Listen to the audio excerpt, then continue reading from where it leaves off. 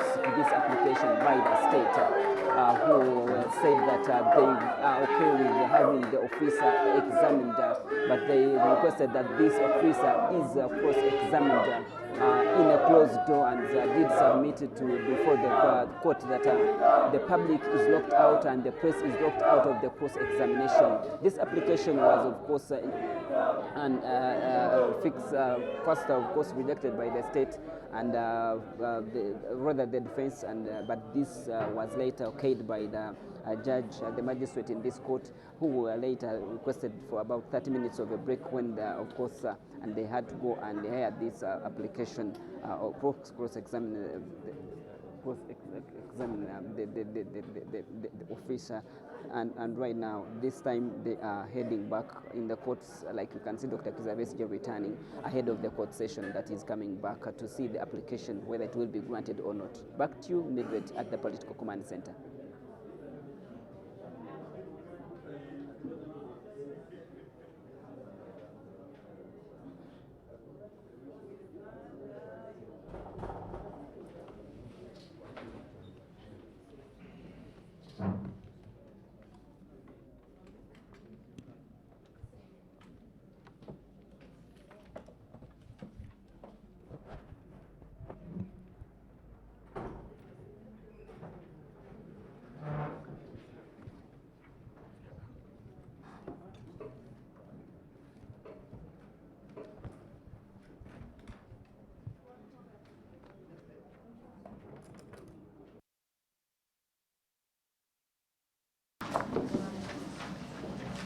Your Worship, we are before my last Mr. Thomas Jatiko, Assistant DPP, and Mr. Richard Billy Bunguka for the state, and Mr. Elias Lukwago, myself, Frederick Mpanga, Apollo Katumba, Adubeka Sekanjako, Cyrus Oju, Brian Tuinawe, and Farouk Kamlegea for the respondents.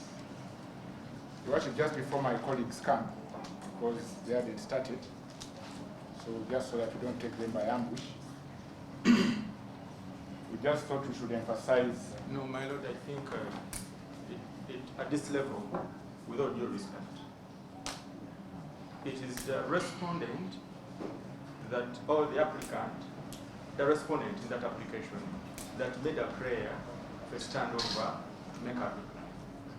So, if the applicants have anything to say, let them wait in the rejoinder. There is nothing to clarify right now. They had all the time. It was the application to make this application.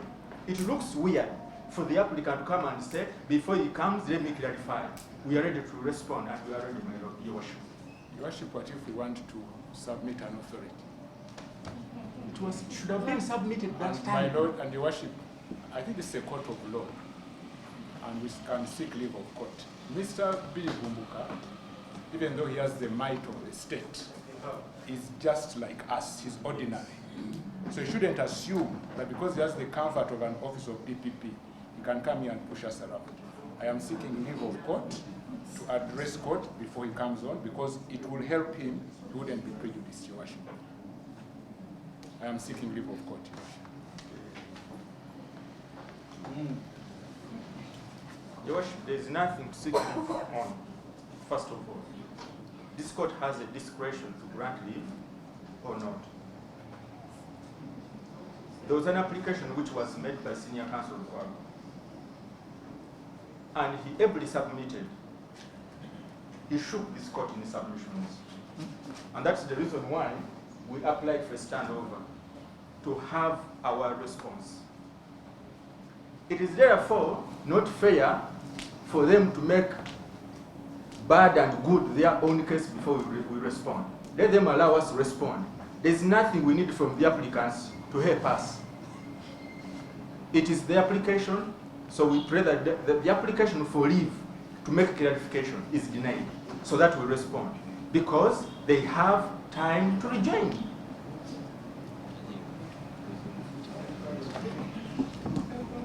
Well, before we stepped out, the applicant had amply put his application before court. The And respondent. it was the respondent who asked for the standover. So let's listen to the respondent. Most obliged. Who's the respondent?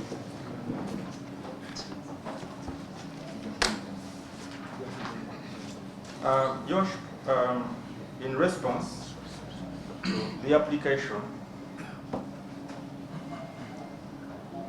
first of all, by the time Senior Counsel Lukwago made the application to stay the proceedings and also ask for the record, this court had made a ruling to the effect that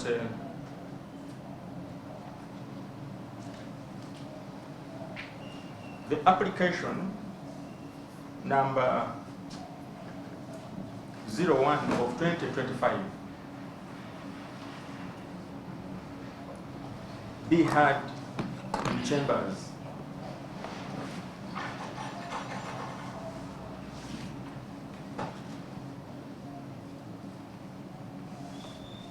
As the magistrate or the trial magistrate was standing up, counsel simply said he has an application to make.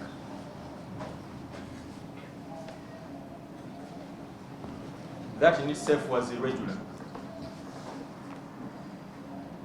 Because at that time, the hands for applicants and the respondents were tied because the ruling had been made. The only way senior counsel was by all means supposed to make that application was to seek leave of this court, which he never sought.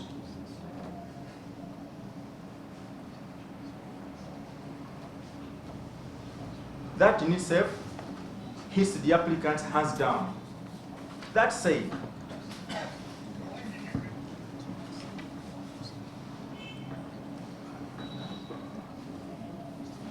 my senior colleague talked about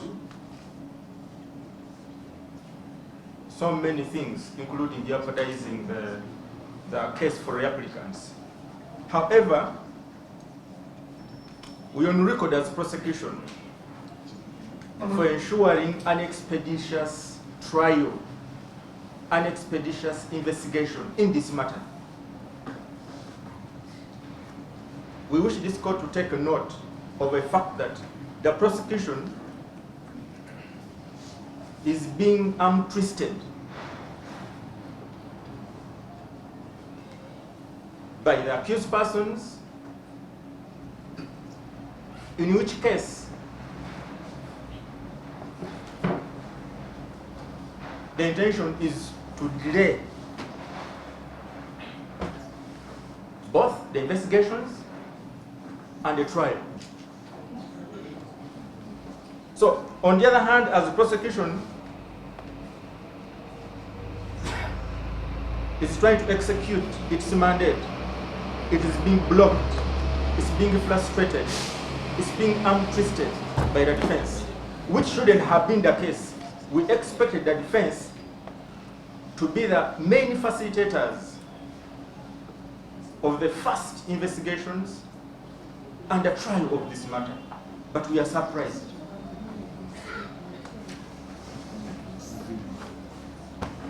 Defense made an application and cited several provisions of the law. He cited section 17A of the Judicature Act, 17.1 of the Judicature Act, which talks about the supervisory powers of the High Court over Magistrates Courts. As long as I'm not captured there. Most obliged. And also cited there, he cited the section 33 of the Judicature Act. Let me read it verbatim, because what they are pressed to hear. They are bringing this application under section 33, which talks about treatment of life imprisonment or imprisonment for life in any enactment. That is the law under which the application was brought. this is bad law. This is bad law. Your worship, the details are there, and wish God to capture it as part of the application. 2, council made a prayer to stay proceedings, that this court stays its own proceedings. However, that assertion, or that prayer, sorry, is not grounded. He never provided or cited any authority, either statutory or case law, that gives this court, empowers this court to stay its own proceedings in a scenario where it has been just informed by the applicants that they intend or they anticipate to make an application for revision in the High Court. This court is not supernatural. This is not a court of prophecy that will determine that the applicants are going to make an application for revision in a 2 or 3 or 1 month time.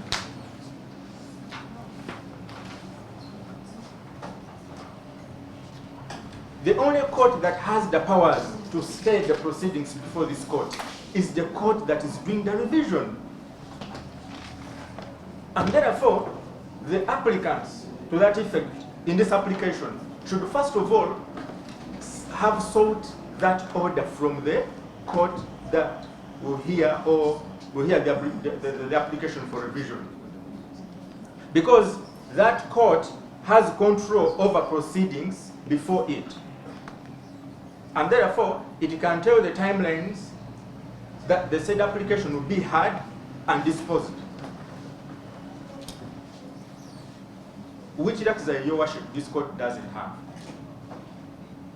And therefore, it is redundant.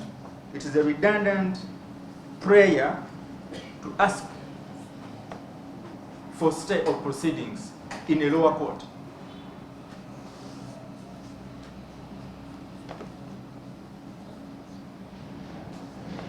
This court cannot again stay proceedings before it without evidence that an application for revision has been made. We don't operate in anticipation. Courts of law operate on facts and evidence.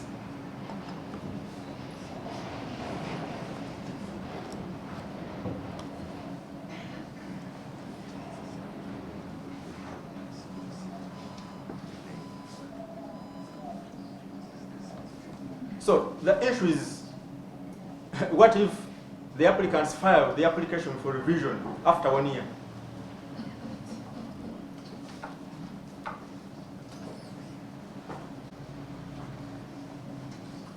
So our view, my colleague will submit on the record of proceedings, but I am of the view that this court does not have powers to stay its own proceedings without grounded statutory law and case law. We were supposed to have this matter heard in chambers, and I believe that this court will not have had in any way to have application number 01 of 2025 heard today and disposed of, so that we fast track the investigations in this matter and ensure a speedy trial for the applicants in the main case, that is 008 of 2025. The public, your worship, my senior colleagues submitted about that, how it is going to be done. The public and the press have less contribution in application number 01 of 2025 because they are not going to make an argument before this court. None of them swore an affidavit on record. and therefore their input is at the periphery. Their role is peripheral, if I'm to say it. Your Worship, my colleague will add on that. Your Honor, for the Thomas Assistant DPP. Your Honor, it is very prudent that the sections that have been cited by our land friends, that is section 17, which gives supervisory powers to the High Court over the Magistrate's Court, and sections 48 and 50 under the Criminal Procedure Code, that purposely relate to the nature of proceedings in revision, gives the High Court these powers to call for and examine the record of any criminal proceedings before a magistrate's court for purposes of satisfying itself as to the correctness, the legality, the propriety of any finding, sentence, or order recorded or passed, such as the one this Honorable Court gave, and as to the regularity of any proceedings of the Magistrate's Court. These powers are solely given to the High Court, and therefore, for the defense purport to ask this Honorable Court to inherit itself of these powers is not correct. The leave of court that my colleague earlier commented on or submitted, that they should have sought leave from this Honorable Court, it is their right to apply for a record of proceedings and ruling of this court. However, for it to be the basis upon which they want to file an anticipatory revision should not be entertained by this Honorable Court. And it is our humble prayer that it is misconceived and they should file these applications before the right court as they have alluded to. We pray that this Honorable Court be pleased to have this matter heard as directed and in its order. So sad.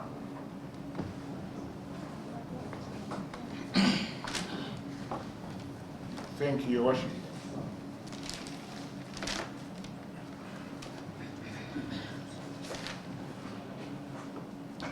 Your Worship, what I wanted to do was to put things in clear perspective. Counsel, please just respond to what. Yes, I'm responding, Your Worship, so that my colleagues respond appropriately. My senior colleague, Mr. Lukwago, premised the application section 48. That was his section. He referred to section 17 in support of section 48.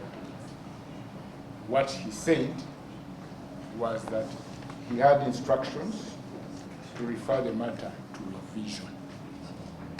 It is in section 48 and not section 17.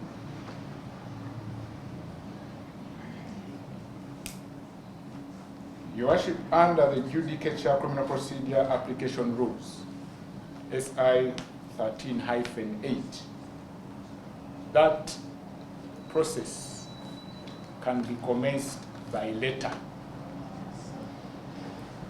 It is therefore erroneous, and perhaps deliberately so, because I don't want to assume that he doesn't know, that you don't need to file an application. So when counsel says you can't file an application in 1 year, I don't want to assume that you are letting go of your thought process. It wouldn't surely take counsel 1 year to write the letter. In any event, the letter has been written, and perhaps for the system would have shown you that the application is there.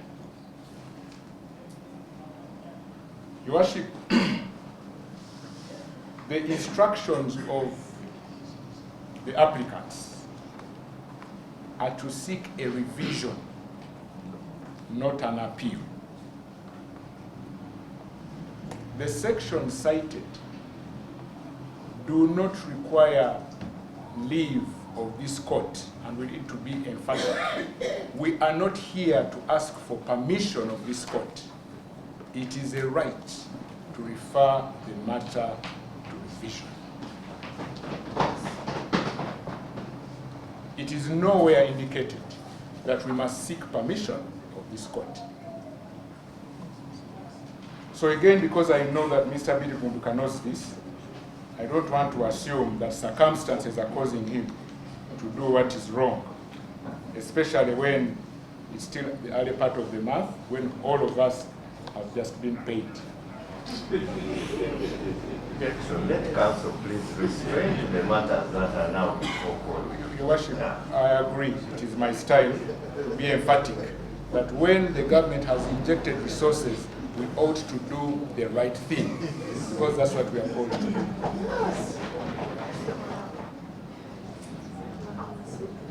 So, Your Worship, what Land Council Elias Lukwago said was to inform court that we are going up to a higher court. We repeat, we do not need permission of this court because it is not provided for anywhere in the law.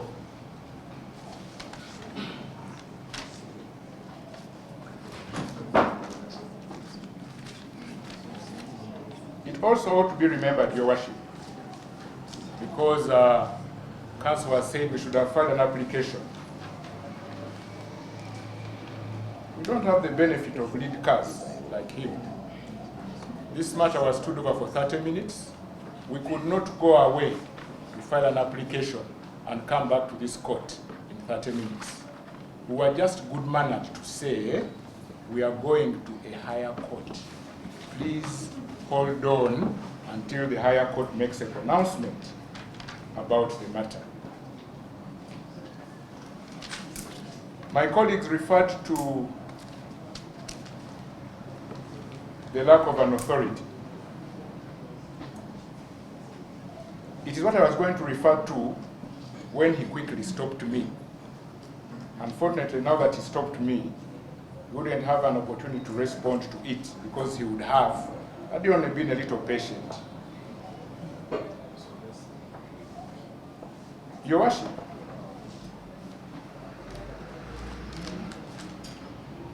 it is common sense that if the High Court is going to review proceedings in the lower court, the file of the lower court must be before the High Court.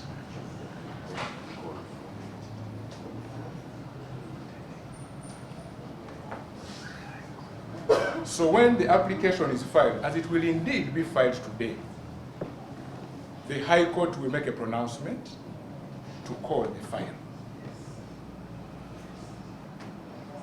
For this court to proceed with the cross-examination in camera and end today, when we are seeking a review of that decision, would surely not make sense. That's why I'm saying it's common sense. Because then there will be nothing to review because the cross-examination has happened. We don't want to take the deponent through the bother of returning if the court says that we should do it in the open. It's common sense.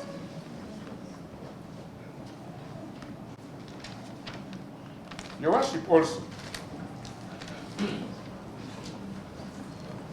the spirit of our argument is founded in the well-known decision of Charles Onyango Obo and Andrew Bujuni Mwenda versus the Attorney General.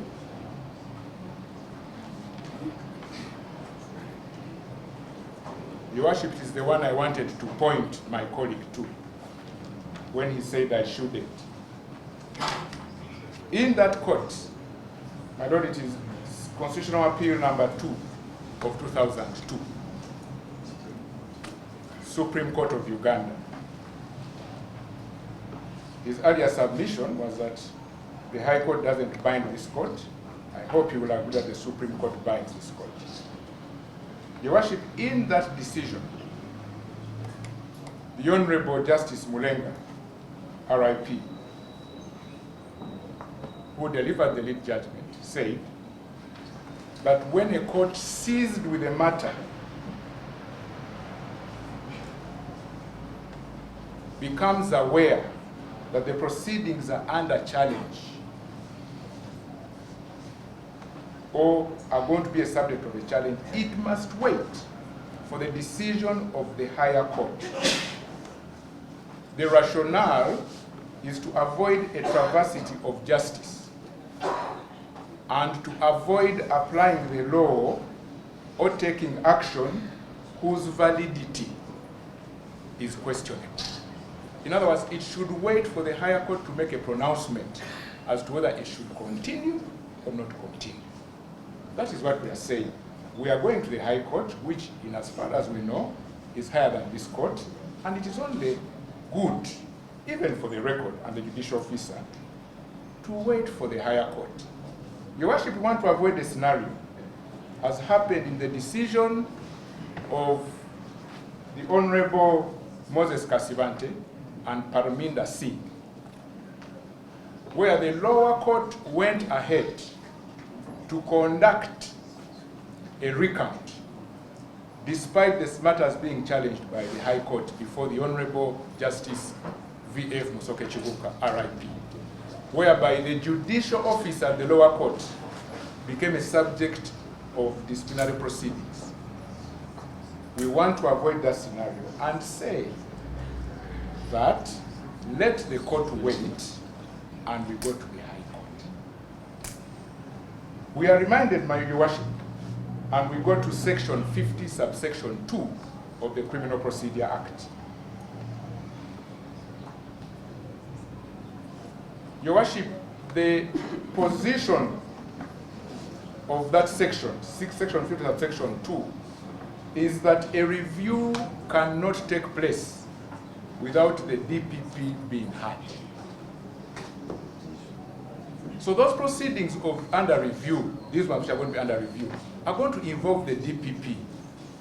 It is in that forum that the DPP is heard, has audience.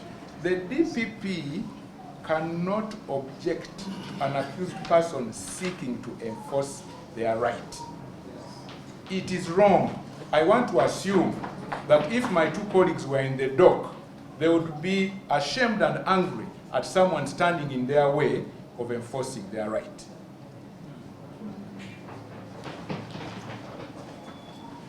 So it is wrong for Mr. Billy Bumbuka to argue that when an accused is seeking to enforce their right, they are frustrating a process. The accused persons are not the authors of the law. They are relying on a provision of the law which they are entitled to. It doesn't matter that relying on that provision of the law causes proceedings to stay. It is their right to do so, and they are fully entitled to invoke that right.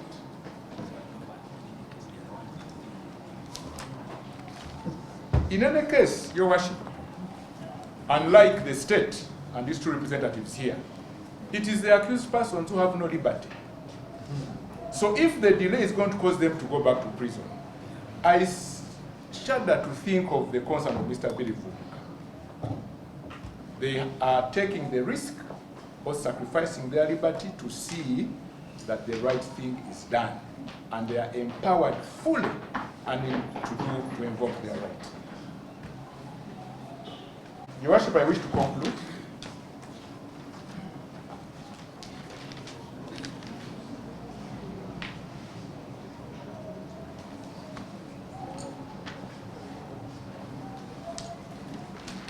By saying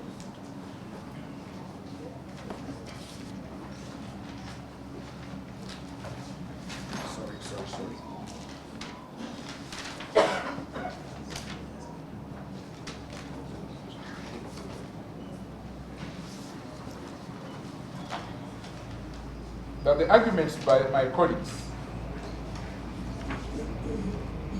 stand in the way of the rights of the accused person.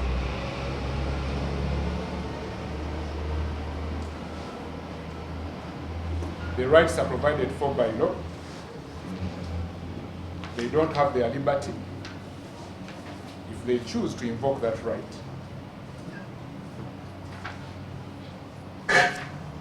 they take the inconvenience that comes with invoking that right. And lastly, Your Worship, because our colleagues blamed us for bringing this application before we filed a formal application, we just state that this court stood over the matter. The accused persons were returned to custody, which is under very tough guard, as can be seen. We didn't ask, so we didn't speak to them. We had to obey orders and stay here and wait for court. But again, as my land friend Mr. Jatiko said, we are not asking this court to revise this decision because it doesn't have that power. We are asking the court to do what we think is reasonable, to hold on to continuing with the decision it made until the higher court revisits that decision. It is not an appeal. It's not brought under Section 17. It is brought under Section 48, which, if once the application is filed, the High Court will call that file.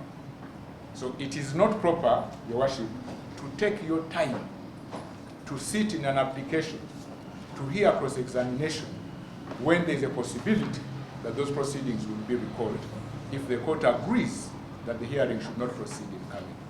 That's our submission, Your Worship.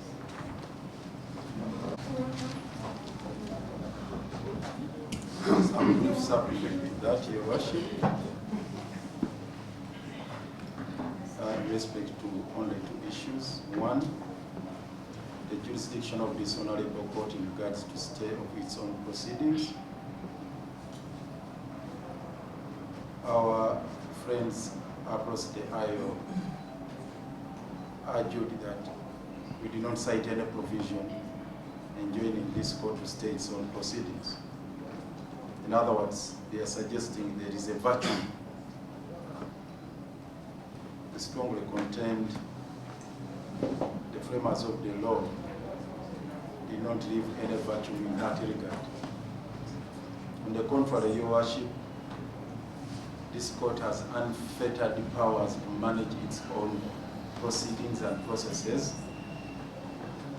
in situations of this nature. We refer you, Your Worship, the provisions of Section 9 of the Magistrate Courts Act. If I may, Your Worship, just for emphasis' sake, to read it out verbatim, how general jurisdiction is exercised. The jurisdiction of a magistrate's court shall, subject to this act and any other written law, limiting or otherwise. Yes? Let me get this one, read it from this volume. How general jurisdiction is exercised.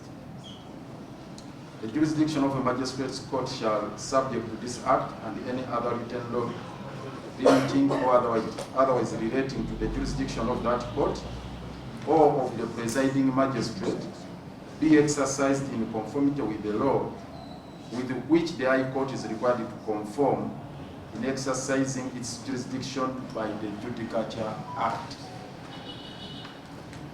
Your Worship, my interpretation of this particular provision, this court is clothed with wide jurisdiction, just like the High Court has got or enjoys that wide discretionary power in managing its processes. And I think this answers their question as to the applicability of Section 33. It seems now they are satisfied that Section 33, the former Section 33, sorry, of the Judicature Act. Therefore, yeah, we are getting acclimatized to the revised edition. And that's no big deal. So,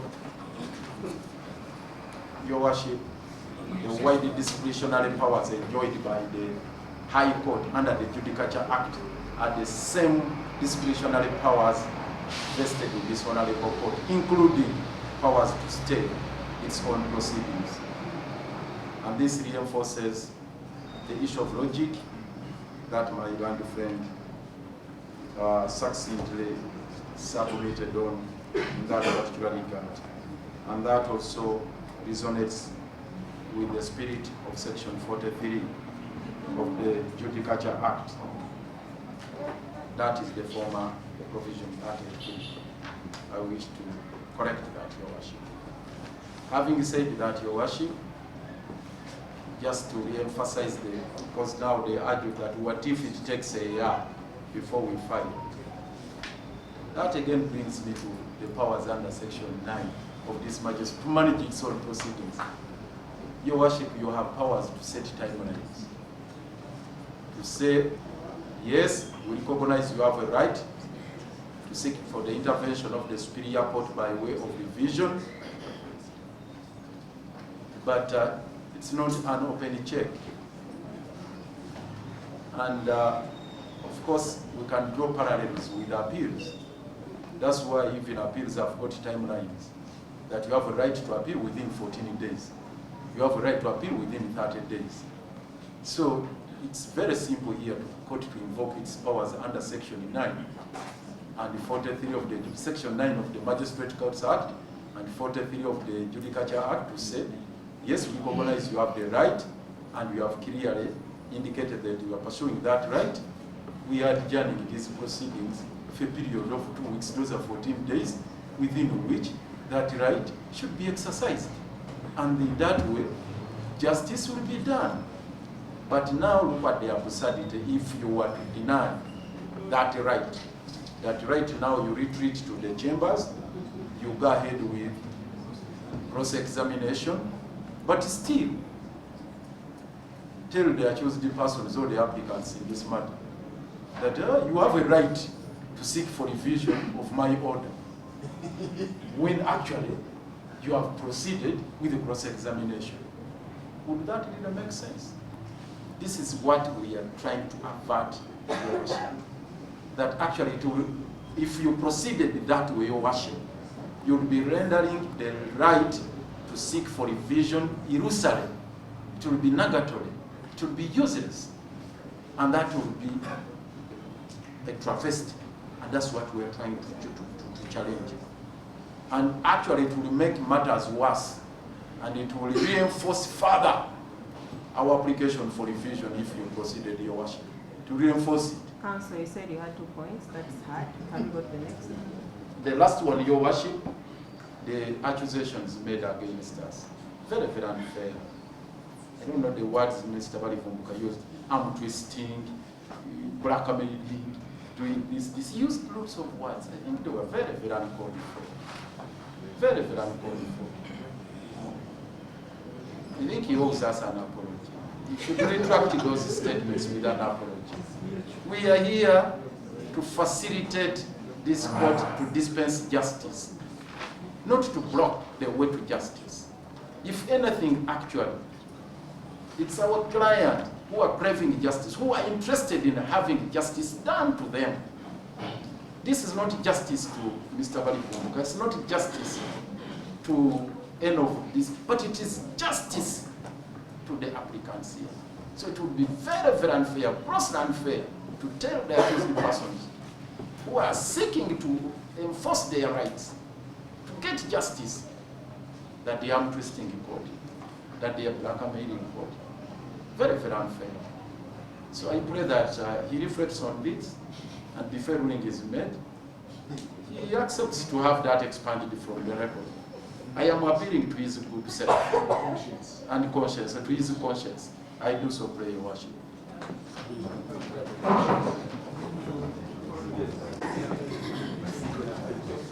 But Your Worship, I think defense should be the one to apologize, because they have been using very, very hard and disgusting language So they should be the ones to apologize to the prosecution.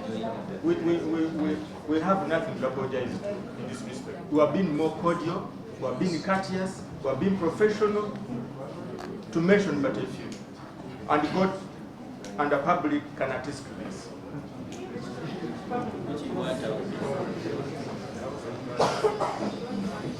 Your Worship, we seek to apologize to our colleagues for being extremely aggressive and steadfast and quite emphatic and perhaps overboard, but for the purpose of seeking to see that justice is done to our clients who are facing a charge which has a sentence of death and which is being pursued by our two colleagues to whom we offer the apology. We do apologize.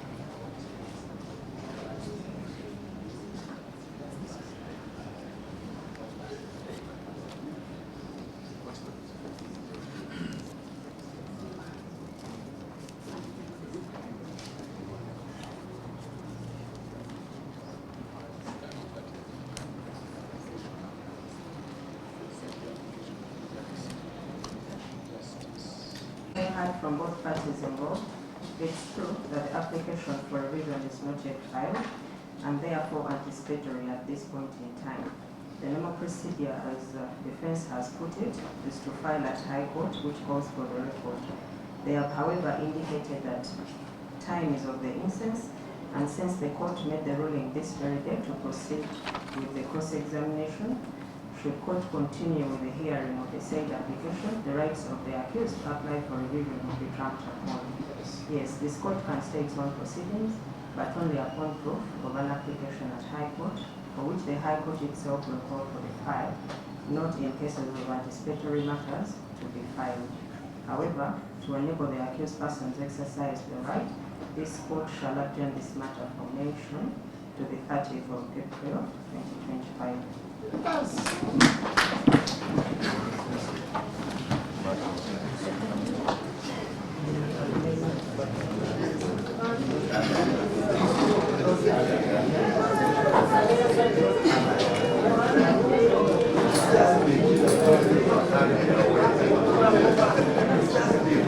Can we come down? We have the main suit.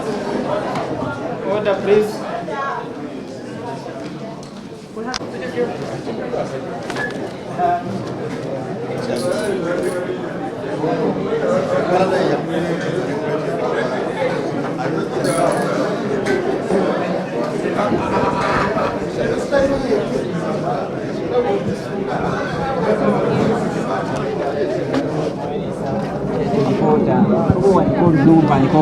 What?